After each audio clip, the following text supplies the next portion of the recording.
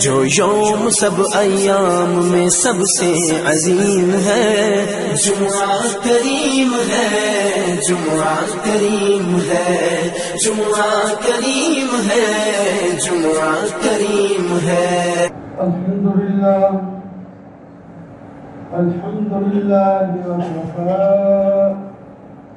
والصلاة والسلام على سيد الرسل وخاتم الأنبياء، أما بعد فأعوذ بالله من الشيطان الرجيم، بسم الله الرحمن الرحيم۔ ظهر الفساد في البر والبحر بما كسبت أيدي الناس ليذيقهم بعض الذي عملوا لعلهم يرجعون۔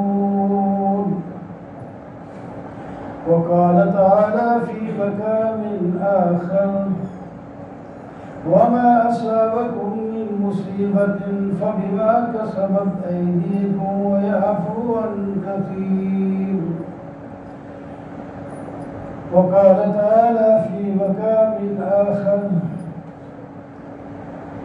يا أيها الذين آمنوا استعينوا بالصبر والصلاة إن الله مع الصابرين۔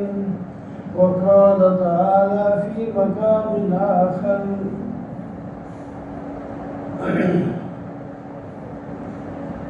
إن الله مع الذين اتقوا والذين هم محسنون۔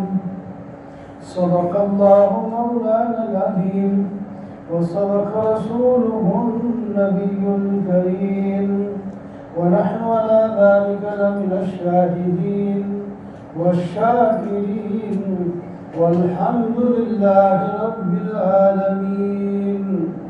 اللهم صل على سيدنا ومولانا محمد وعلى آل سيدنا ومولانا محمد وبارك وسلم۔ سلام على خير الأنام وسيدي حبيب إله العالمين محمد، ألوف الرؤوف من يسمى بأحمد۔ يا رب صل وسلم دائما أبدا على حبيبك خير الخلق كلهم۔ محترم و معزز سامعین، بزرگوں، دوستوں اور عزیزوں،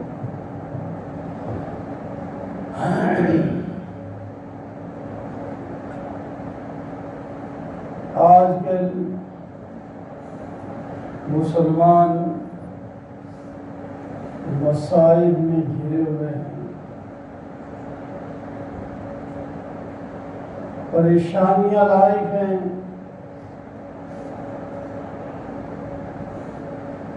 آپس میں بھی لڑتے ہیں، دشمن کے ظلم کا شکار بھی ہو رہے ہیں۔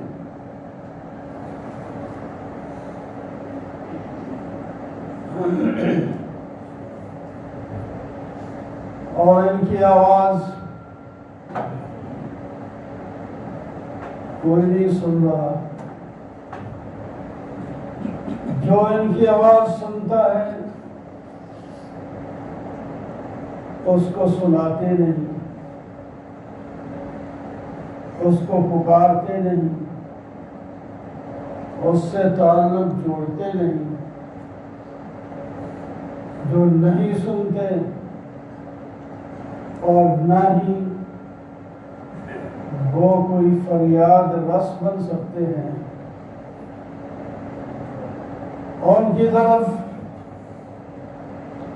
ہم آوازیں بلند کرتے ہیں، ان سے مدد چاہتے ہیں، وہ مدد کے برعکس الٹا ذلیل کرتے ہیں۔ تو اللہ نے ہماری ہدایت کے لیے قرآن بھیجا ہے، اس سے پوچھیں کہ یہ مسائل پریشانیاں ہمارے اوپر کیوں چھائی ہوئی ہے؟ پھر قرآن سے ہی علاج پوچھیں کہ ان مسائل سے ہم کیسے نکل سکتے ہیں۔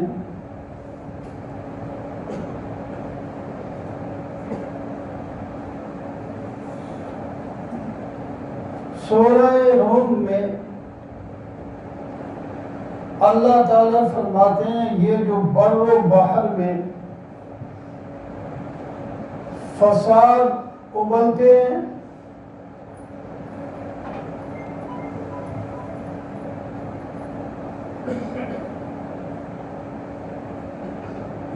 خشکی اور تری میں کبھی خشک سالی پیدا ہو جاتی ہے تو آبادیاں ختم،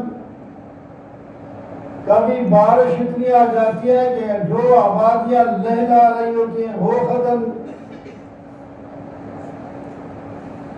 کبھی دشمن کا حملہ، کبھی آپس میں لڑائی۔ اس کی وجہ کیا ہے؟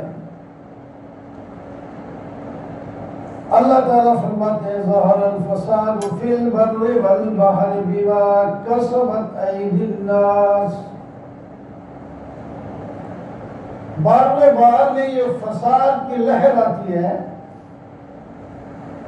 یہ انسانوں کے اپنے ہاتھوں کی کمائی ہے۔ ان کے اعمال، افعال، کردار، گفتار، حالات، صفات اس قابل ہو گئے کہ ان پر مصائب آئیں، ان کے اپنے ہاتھوں کی کمائی ہے۔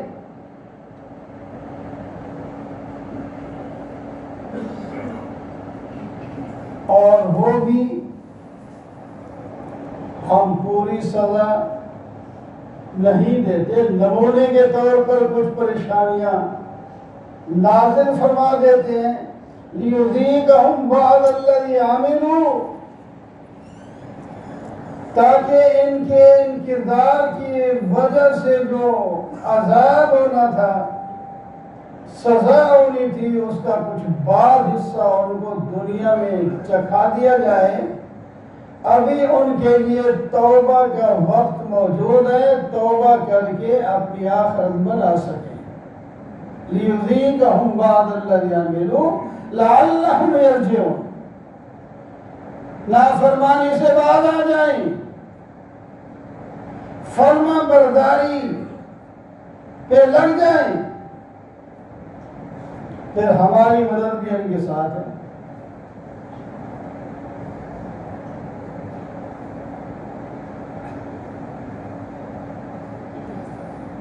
وَمَا أَصَابَكُم مِّن مُّصِيبَةٍ فَبِمَا كَسَبَتْ أَيْدِيكُمْ وَيَعْفُو عَن كَثِيرٍ،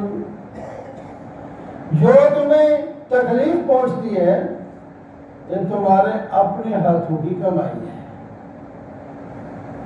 اور بہت سی تمہاری نافرمانیاں، گناہ اور بدکرداریاں ہم معاف کر دیتے ہیں، اور تمہیں موقع دیتے ہیں توبہ کرنے کا۔ ابھی ٹائم ہے، دنیا میں رہ رہے ہو، توبہ کا دروازہ نہیں بند ہوا۔ وَلَوْ يُؤَاخِذُ اللَّهُ النَّاسَ بِظُلْمِهِمْ مَا تَرَكَ، اگر اللہ تعالیٰ ان لوگوں کے ظلم اور بد کرداری کی وجہ سے پکڑنا شروع کر دے تو پشت زمین پر ایک نفوس بھی زندہ نہ رہے، سب ختم ہو جائے۔ لیکن موقع دیا،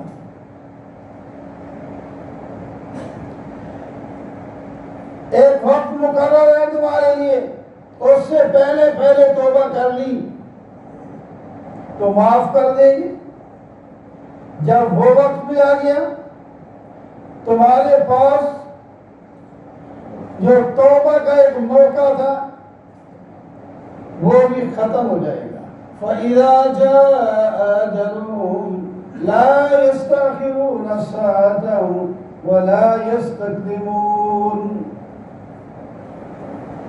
جب وہ ٹائم آ گیا جو مقرر ہم نے کیا ہے پھر ایک لمحہ آگے پیچھے نہیں ہو سکتے.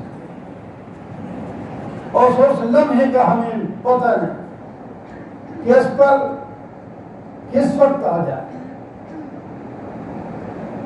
آنے کی ایک ترتیب ہے، جانے کی کوئی ترتیب نہیں. پیچھے آنے والا پہلے جا رہا ہوتا ہے، بوڑھا بیٹھا ہے، جوان جا رہا ہے، جوان ابھی یہاں ہے، بچہ جا رہا ہے. اس ترتیب کا تمہیں نہیں پتا تو پھر ہر وقت تیاری رکھو.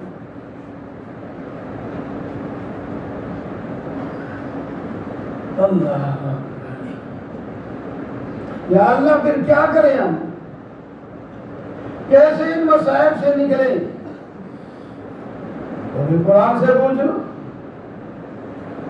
ان اللہ مع الذین اتقوا والذین هم محسنون.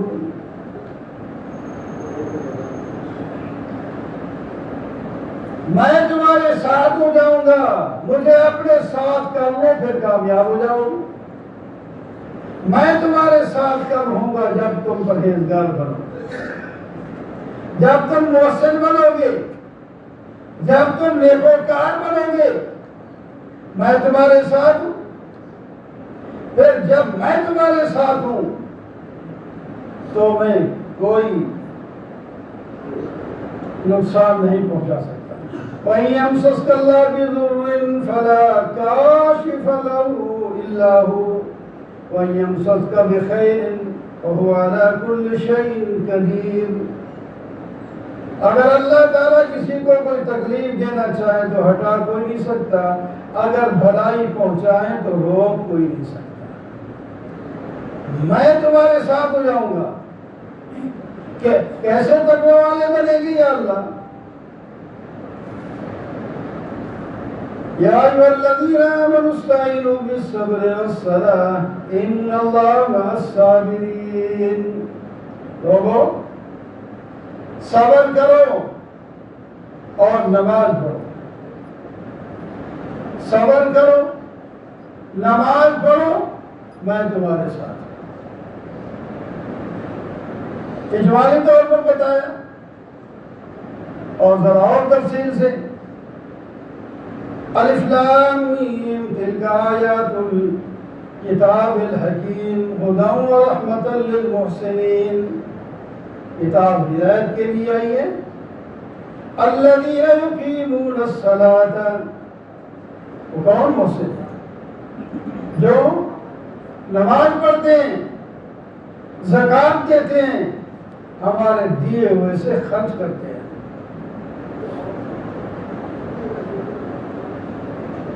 یہ کام تم شروع کر دو پھر میں تمہارے ساتھ ہوں. جب میں تمہارے ساتھ ہوں تمہیں کوئی نقصان نہیں پہنچا سکتا. اور جب تم میری نافرمانی کرو گے کہ خواہ کتنے بھی بڑے نیک ہو اس کی پکڑ ہو سکتی ہے. تم کون ہو جو کائنات کے اول ترین لوگ ہیں، ان سے بھی کوئی نہ دانستہ طور پر بھی غلطی ہو گئی تو پکڑ تو ان کی بھی ہو گئی.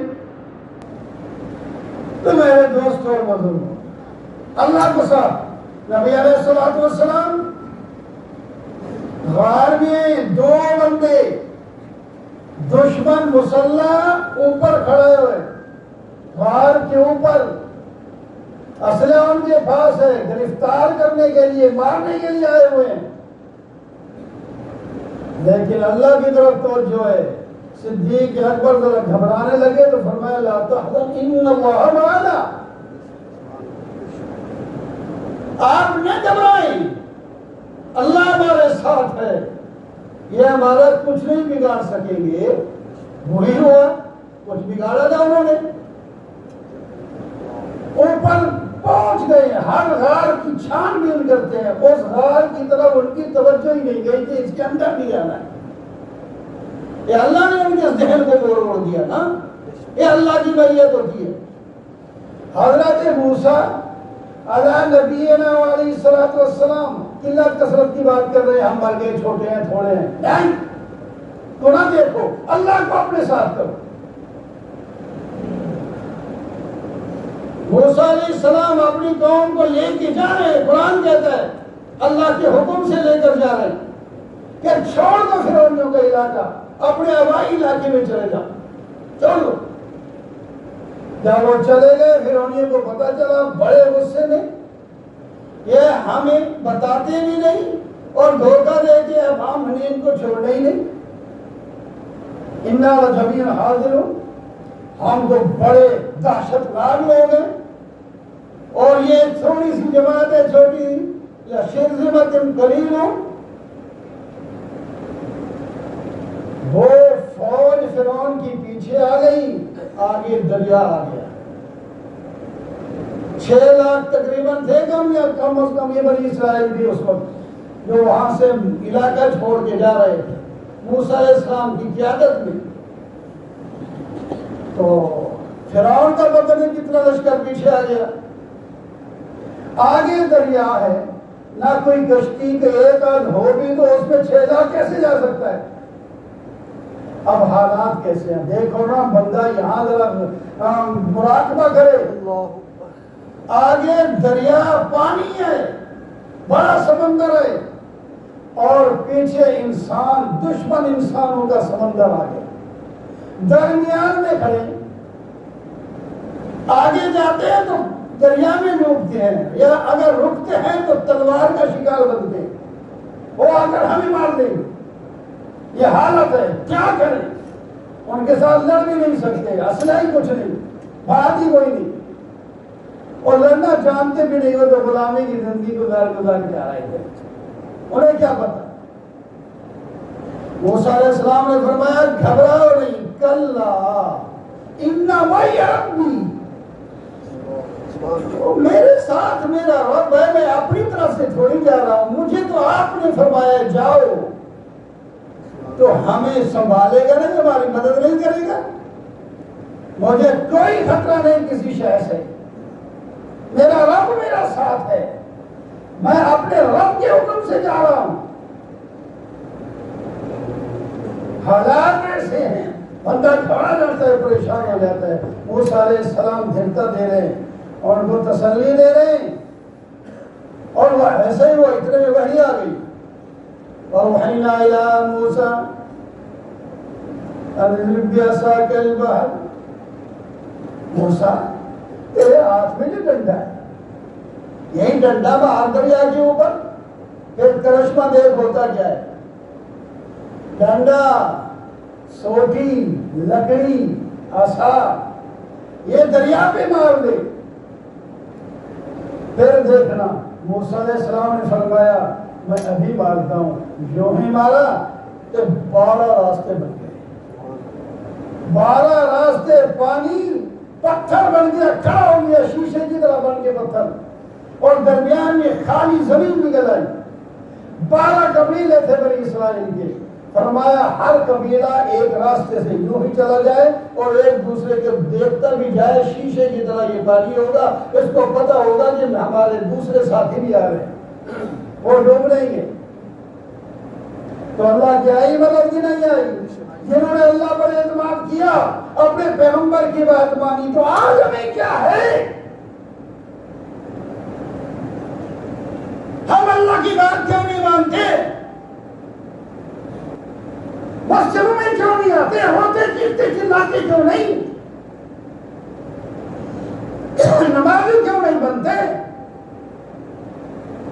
اگر نہیں تو اسی طرح مار پٹتی رہے گی، کبھی نہیں ہم پلٹ سکتے. یاد رکھ، جس دن ہم نے خالص توبہ کی، پھر پاسا پلٹے گا.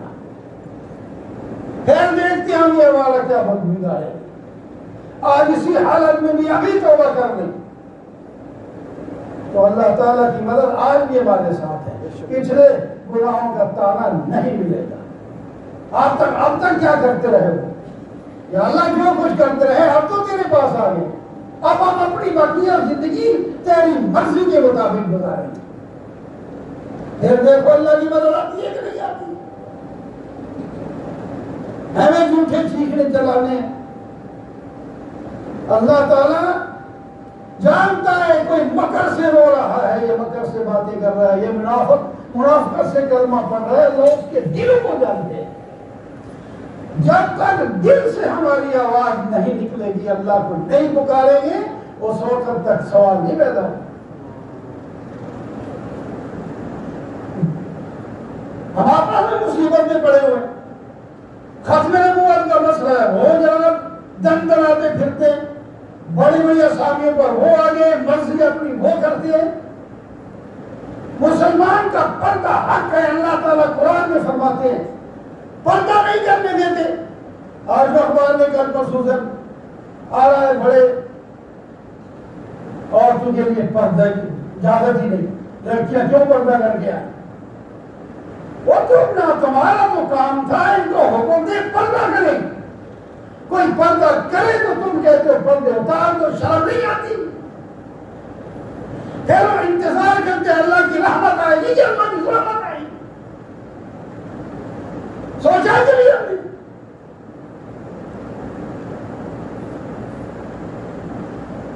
کل یہاں کرکٹ گراؤنڈ میں یہ ساتھ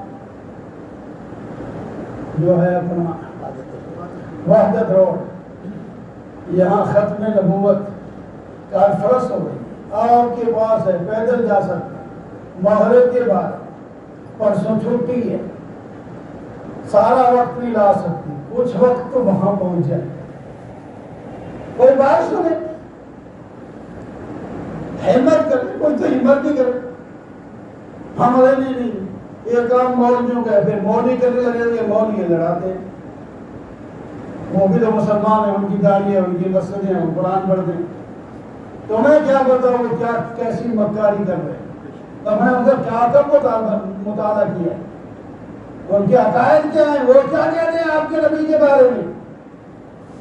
اسمبلی میں بھی اس وقت قانون پاس ہوا تھا جب ان کو ثابت کر دیا گیا تھا کہ جو وہ کہتے ہیں کہ جو ہمیں نہیں مانتے وہ کنجریوں کی اولاد ہے. اس وقت وہ جو ممبران اسمبلی تھے ان کے کان کھٹکے, انہوں نے کہا ہے ہمیں کنجری کی اولاد کہتے ہیں. تو اس وقت تو یہ جو ہے ہوا تھا, ان کو غیر مسلم قرار دیا گیا. حالانکہ کئی جگہ اور پہلے ہو چکا ہے, یہ پہلی دفعہ نہیں کہ پاکستان کی اس اسمبلی نے پاس کیا ہے.